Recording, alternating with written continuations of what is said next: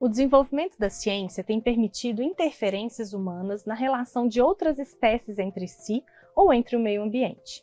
A tecnologia BT, Bacillus thuringiensis, é uma técnica amplamente utilizada para controle de lagartas na cultura do milho e confere às plantas a capacidade de resistir a determinados insetos praga. Isso porque, através de ferramentas de biotecnologia, ocorre a inserção de genes da bactéria Bacillus thuringiensis que produz proteína tóxica para alguns insetos.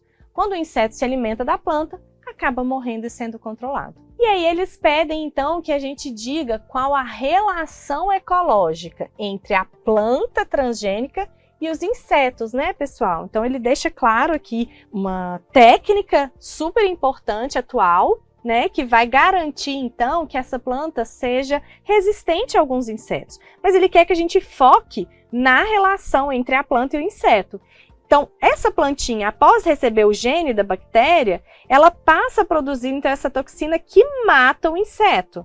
E isso, então, você tem uma relação que seria desarmônica. Ela é desarmônica porque a planta está sendo capaz de matar esse inseto a partir do momento que ela produz, então, uma proteína tóxica para esse inseto que come essa planta.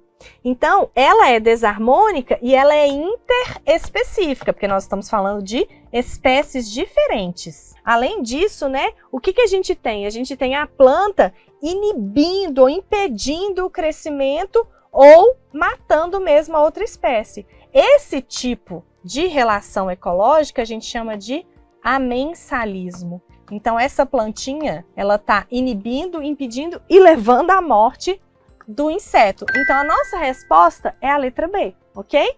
Por que não é uma competição, pessoal? Porque na competição, duas espécies estão disputando um mesmo recurso, podendo, né, assim, por exemplo, ser alimentação, acasalamento, reprodução ou até mesmo território, que não está acontecendo aqui no nosso exemplo, ok? Apesar de ser uma relação desarmônica e interespecífica também. Mas pode, né, existe a competição intraespecífica em que acontece entre indivíduos de uma mesma espécie também competindo por recursos, ok? Letra C, esclavagismo. Esse é um tipo de relação ecológica entre os seres vivos na qual um deles se aproveita das atividades ou trabalho ou dos produtos produzidos por outros seres vivos. Não é o que está acontecendo aqui também. Letra D, comensalismo. Essa, pessoal, é uma relação ecológica em que uma das espécies ela se aproveita dos restos alimentares da outra. Então, ela tem um benefício, mas a outra espécie não tem prejuízo nenhum, não faz diferença nenhuma para ela, ok? Não é também o que está acontecendo aqui.